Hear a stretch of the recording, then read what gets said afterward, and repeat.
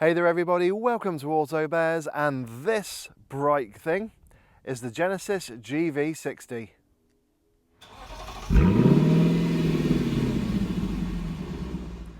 Now, it was less than a year ago that I drove the GV60 out in Frankfurt for its European launch, and well, I loved it. I love the looks, I love the ride, the comfort, the tech, the build quality, everything about it.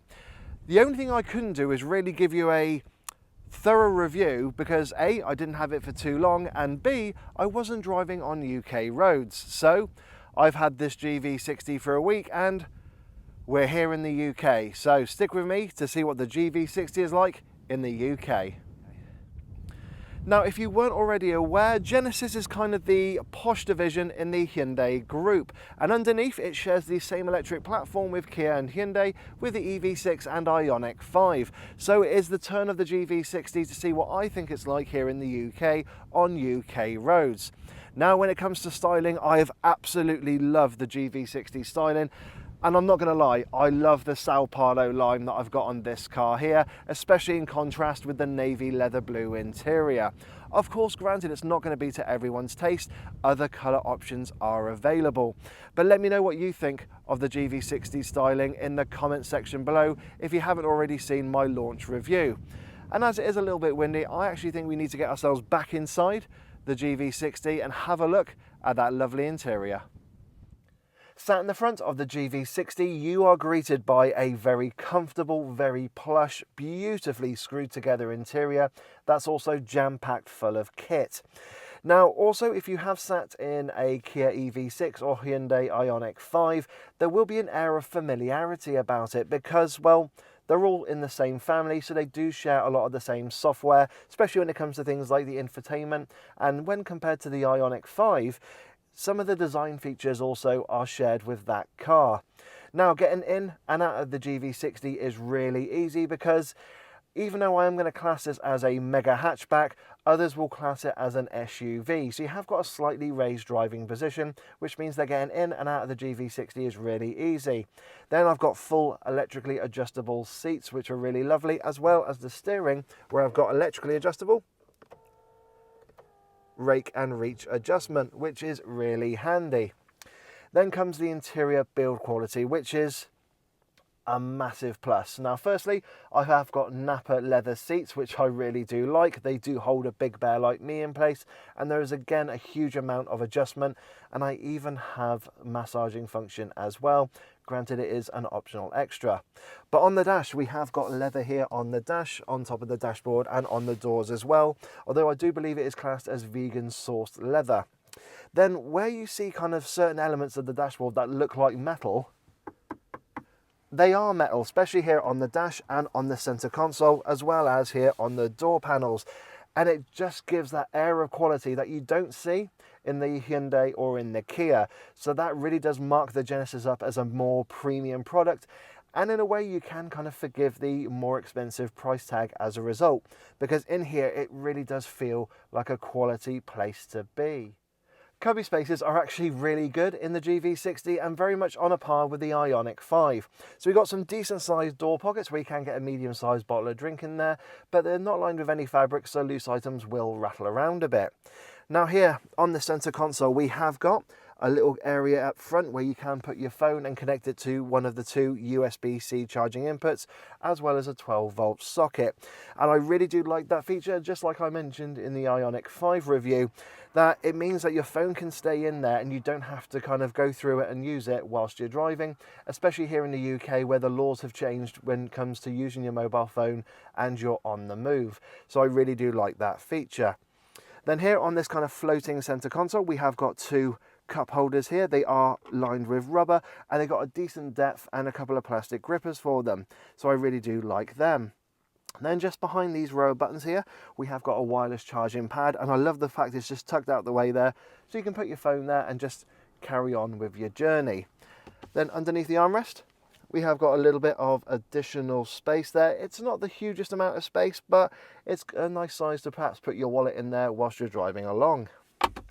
Then we have got, actually no, before I go to the glove box, underneath the dual zone climate control, we've actually got a little extra cubby space here where you could put your phone or maybe your sunglasses or something there, but that's actually a really nice and cute little storage feature. Then we have got the glove box, or I should say glove tray, which is really handy and of a decent size, and again it is rubber lined, so I really do like that.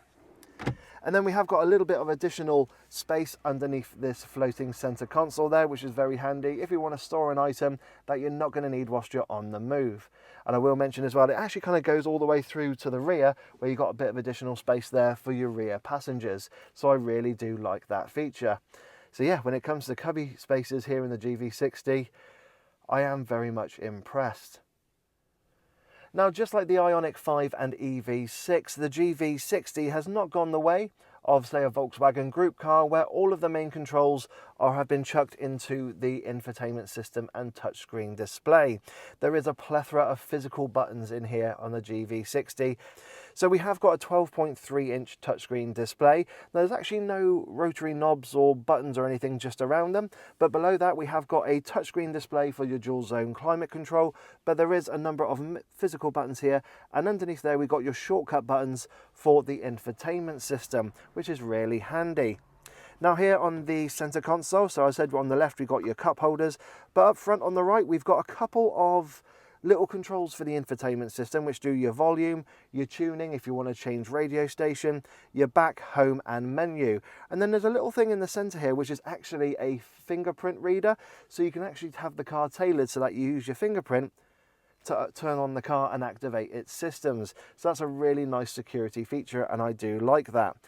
Now, just behind those buttons we have got your control for the infotainment system, and it is a touchpad along with a twisty dial, and also it works as a D-pad as well. And it actually makes navigating the infotainment system really easy and intuitive, and not at all stressful or vexing to use when on the move, which is something that you really do want. It's really nice and easy and intuitive to use, so I really do like it. Now behind that we have got the crystal ball, which everyone knows is kind of a USP to the car. You've got this lovely looking crystal ball here which lights up, but when you start the car it rotates and turns into the gear selector. I really do love that.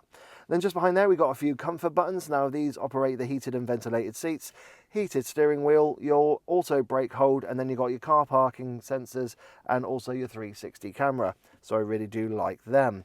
They have got a physical push start button to start the GV60, which is a little bit old school, I will admit. It haven't gone quite the way as, say, Polestar and Tesla, by just getting into the car and it just switching on for you. Then we have got a plethora of buttons here on the steering wheel. Now on the left hand side they operate the digital driver's display as well as the radar guided cruise control, and we've also got your drive mode select. And on the right hand side these operate your media and communication controls, as well as a little button underneath that says boost. But we'll get onto that when we get driving the GV60. And then on the right hand side, just underneath the air vent, we have got a couple of buttons for the electric handbrake, opening the boot and also turning off the traction control. So as you can tell and see, that there are a plethora of buttons in here which do give it a nice traditional feel, because yeah, I'm really glad that Genesis or Hyundai Group as a whole haven't taken that massive leap yet to have everything controlled via one touchscreen. So I really do applaud them for that. Now, as you probably noticed, this car hasn't got the traditional wing mirrors. We have got the camera option on here, and I really do love where the screens are, the clarity of them as well, and just, you know, the overall look in the cabin. It does actually suit it and doesn't feel like an afterthought like one particular German brand with their SUV. But of course, if you don't want them, you can go for traditional wing mirrors. Now, I finally want to mention the two displays. So one of them I've already mentioned, which is the 12.3-inch touchscreen display. I do love the graphics. It's very intuitive, very easy to use in conjunction with the rotary knob, but also as a touchscreen as well.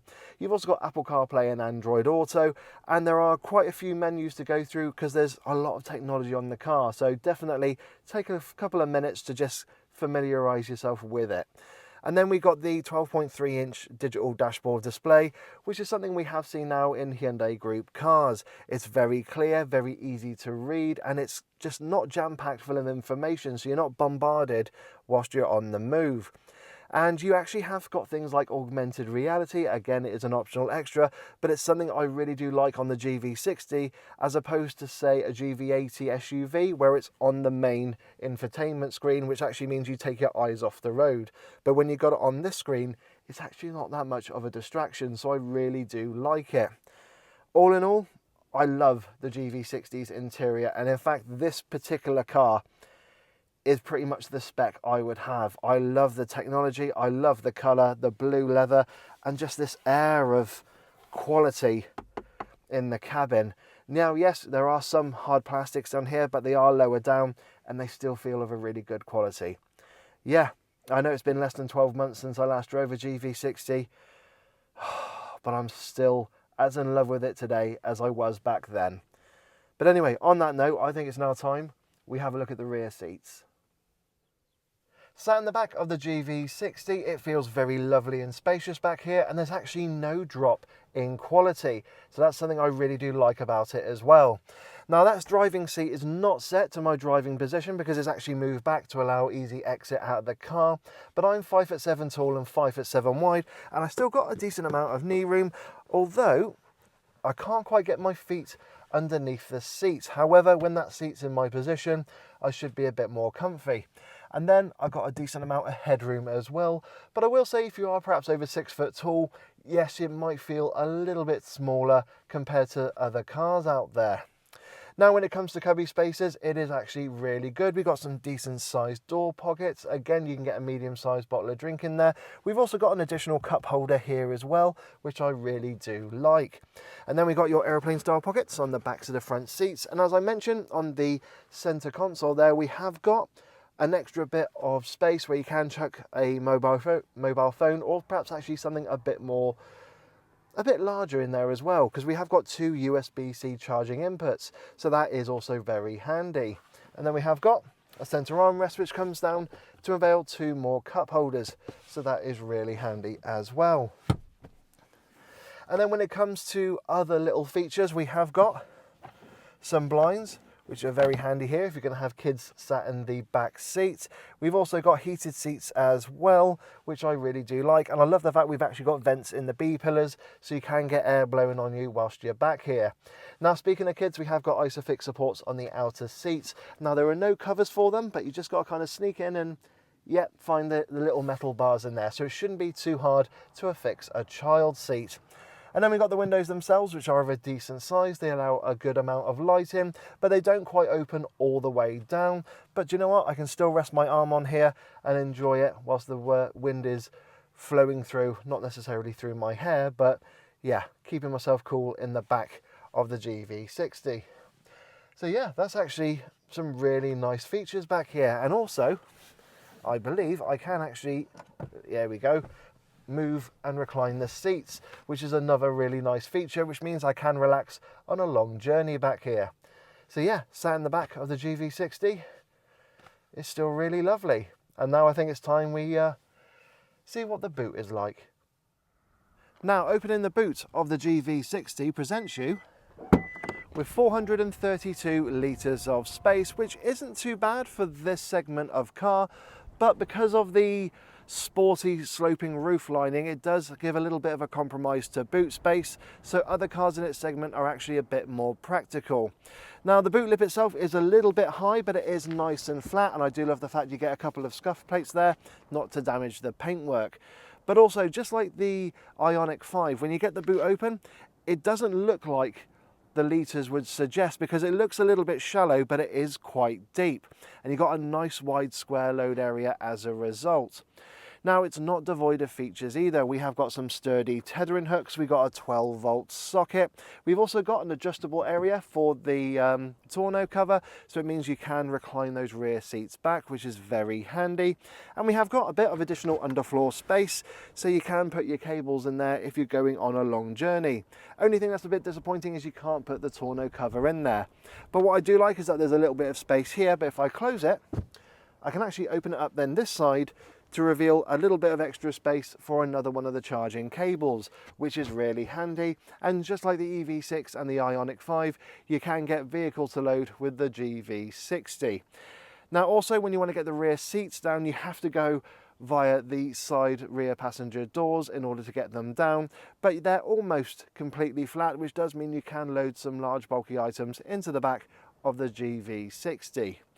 But yeah, when it comes to the practicality side, it's a decent amount of boot space, but yes, other cars out there are a bit more practical.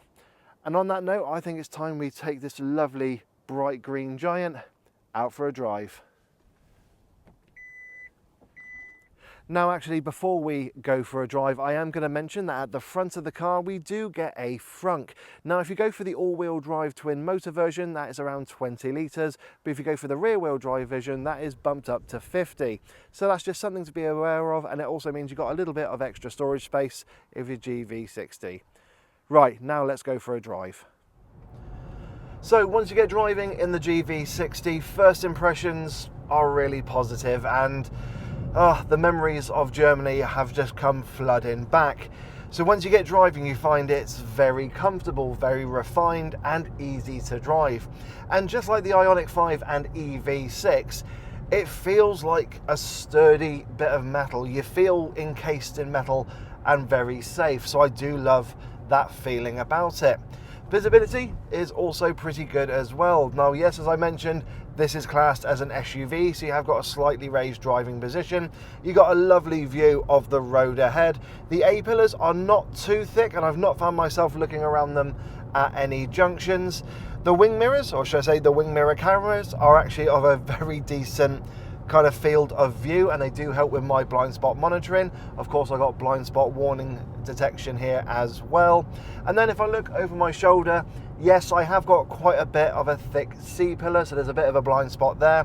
And the rear visibility is a bit different compared to the Ioniq 5 and EV6, because we have got a split rear view design, very much like a Honda Civic or a Mitsubishi Eclipse Cross. But it's actually not too bad looking out the back of the GV60. In fact, that little divider sits perfectly where other cars' headlights would be when you're driving along at night. So that is actually quite a nice little design feature there. But yeah, first impressions driving the GV60, I bloody love it. I really do love this electric car. So trim levels in the GV60 have not changed. There are still 3 to choose from. The entry-level Premium, the mid-range Sport, and this, the Sport Plus.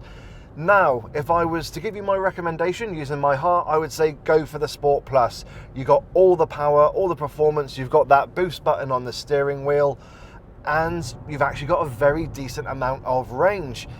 But of course, I have to be a bit of a automotive journalist for you guys. So thinking with my head, I would say look at the Premium or look at the Sport. Because with the Premium, you do get rear-wheel drive only, so it's a little bit lighter. You still get the same size battery. Yes, you get less power, but you do get more range. A WLTP claim of over 300 miles, which is very impressive.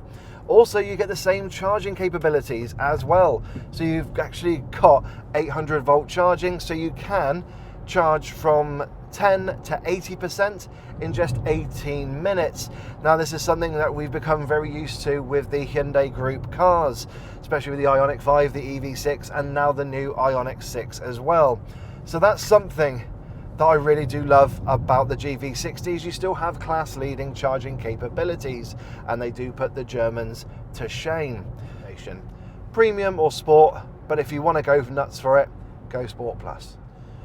Now, when it comes to the batteries, they have remained the same as well. Just like the EV6 from Kia, there's only one battery to choose from, and it's a 77.4 kilowatt hour battery.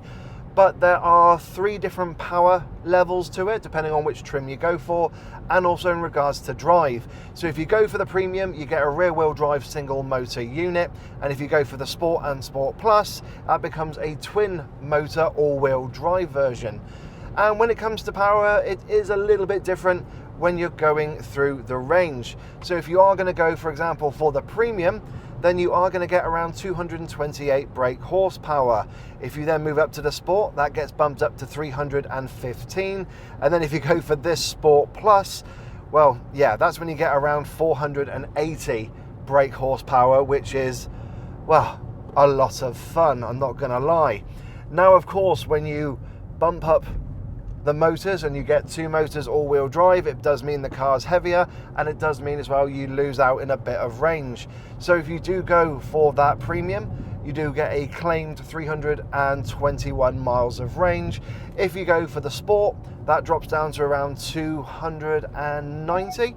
And then if you go for the Sport Plus, that drops again to 289. So there's not much difference between the Sport and the Sport Plus when it comes to range.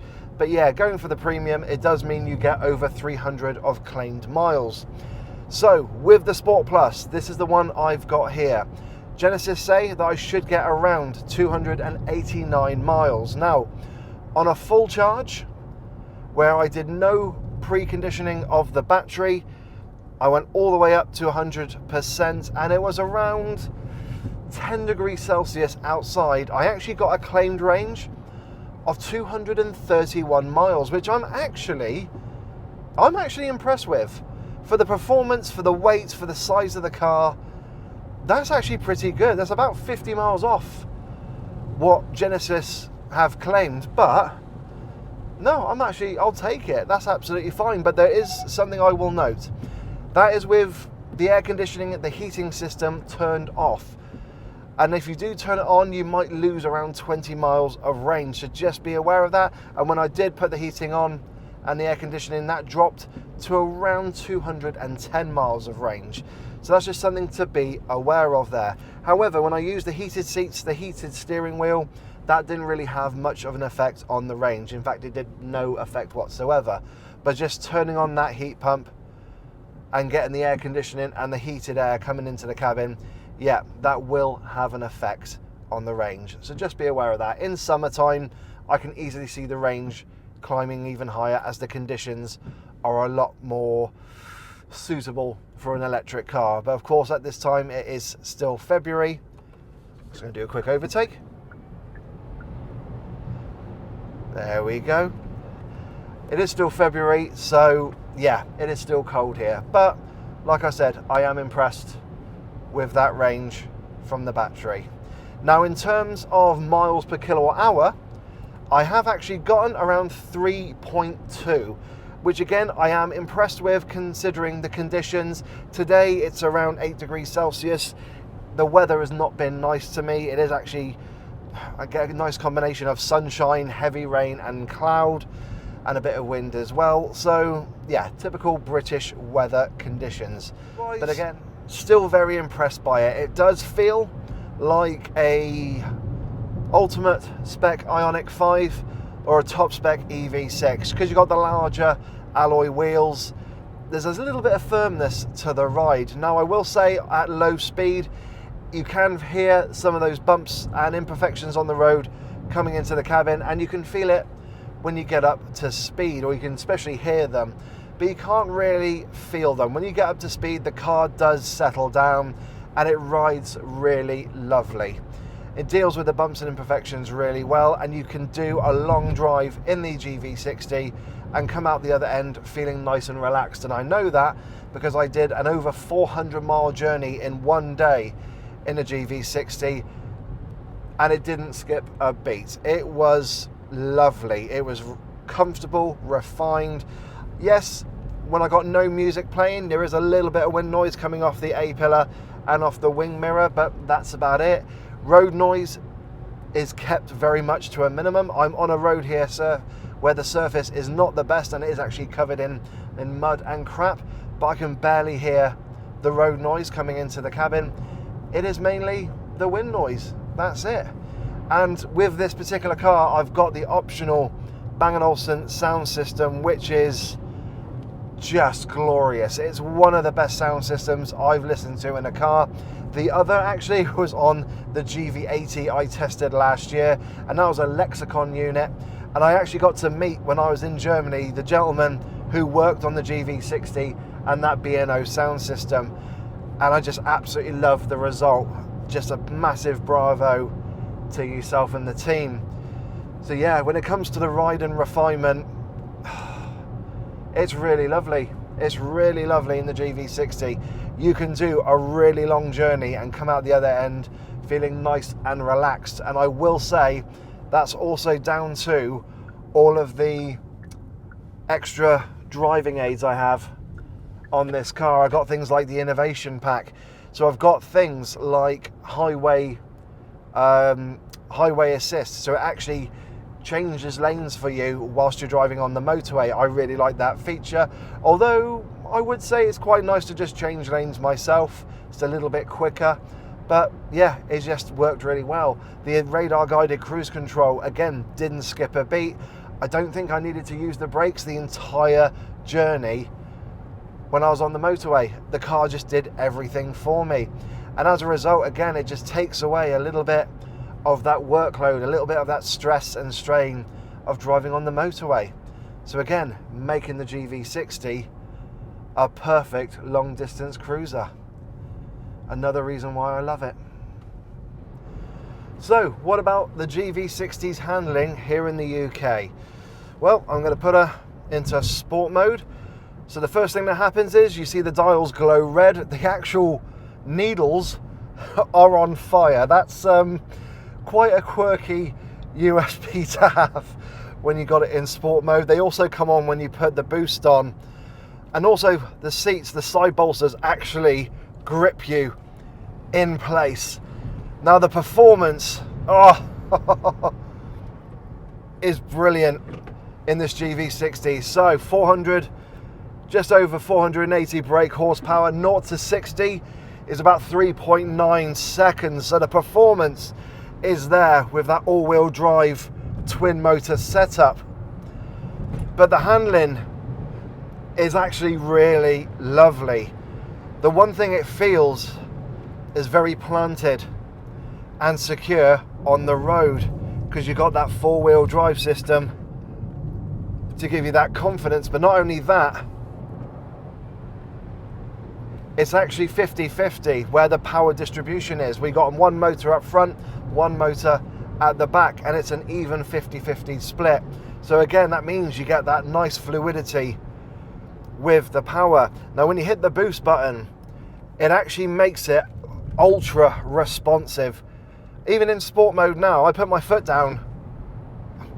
That's impressive, but if I slow down and now put the boost on, oh God, it's very easy to break the speed limit when you got the boost on.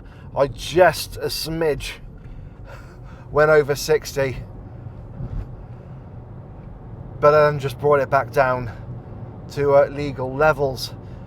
But yeah, the handling, the refinement, the ride, when all combined together, they make a wonderful daily electric vehicle. Like now, I have got it in comfort mode and it's just settled down. The seats have let go. They've just relaxed me and loosened me off in the seats.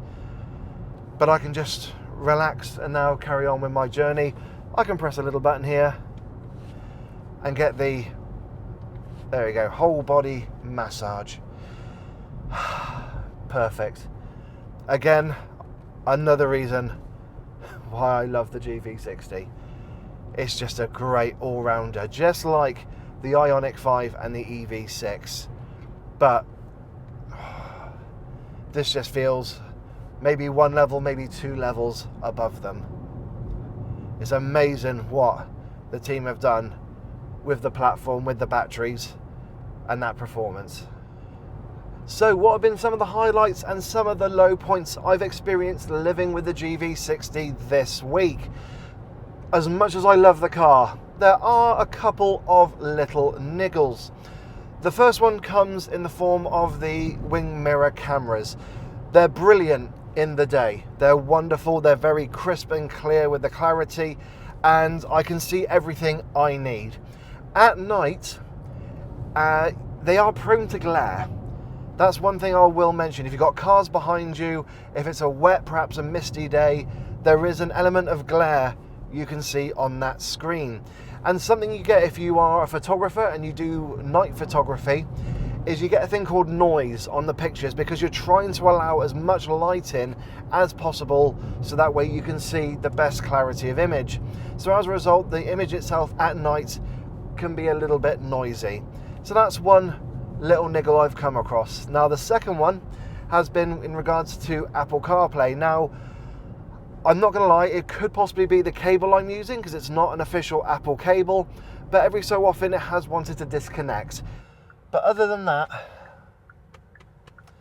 no, I absolutely love the GV60. It is comfortable, really well screwed together.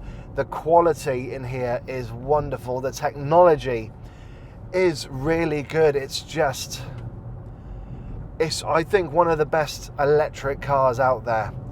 Now granted, yes, the Sport Plus is a little bit more expensive if you do the jump from the Sport to the Sport Plus. That's why again I recommend the Premium and the Sport as opposed to the Sport Plus, unless you want all that performance. But money no object, I would probably go for this exact car with the spec, with the cameras for wing mirrors, because it's just a really wonderful place to be.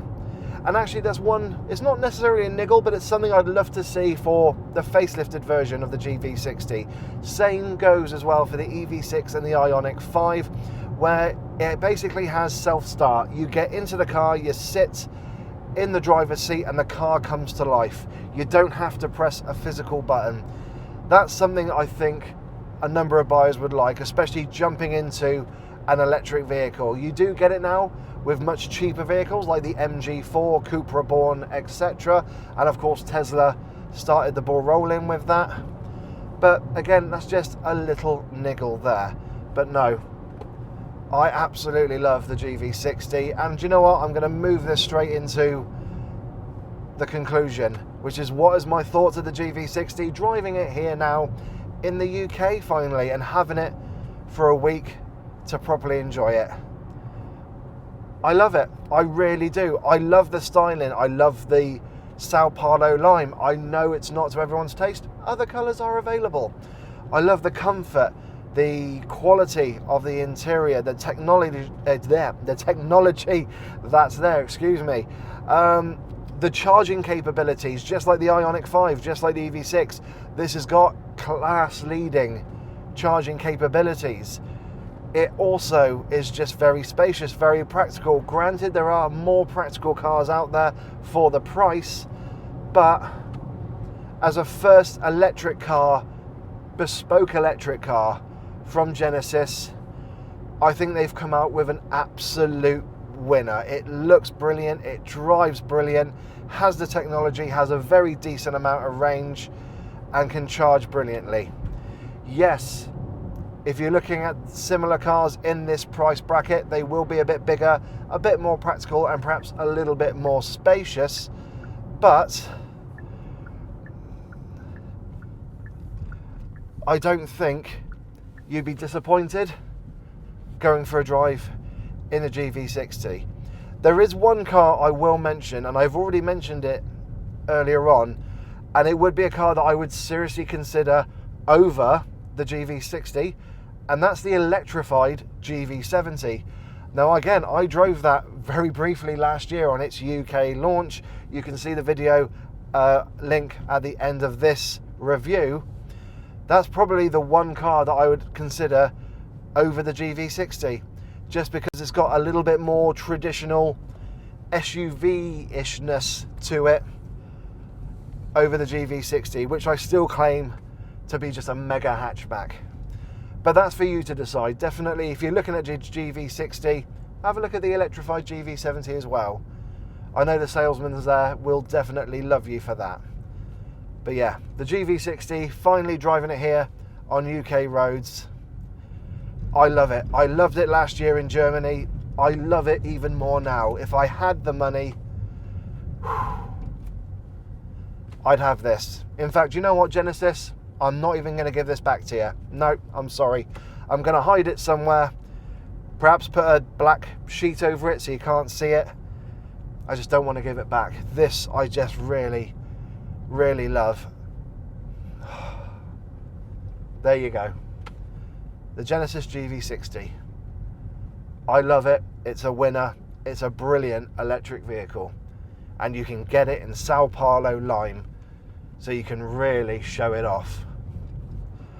So everyone, I hope you've enjoyed my review of the Genesis GV60 here in the UK. As always, don't forget to like, don't forget to subscribe and hit that bell notifications icon to let you know when I, Dave the Auto Bear, bring out a new video. If you've got any questions about the GV60 and my time with it, please put them down in the comments section below. Again, don't forget to follow and subscribe on social media for additional content about news and events and things that I I go to, basically. And one final thing before I go about this exact car. Whilst I was driving it this week, I nearly caused 2 road accidents and somebody tripping over their own feet because this just stood out brilliantly and people were just so keen to look at it and just take it in. Yeah, another reason why I love the GV60.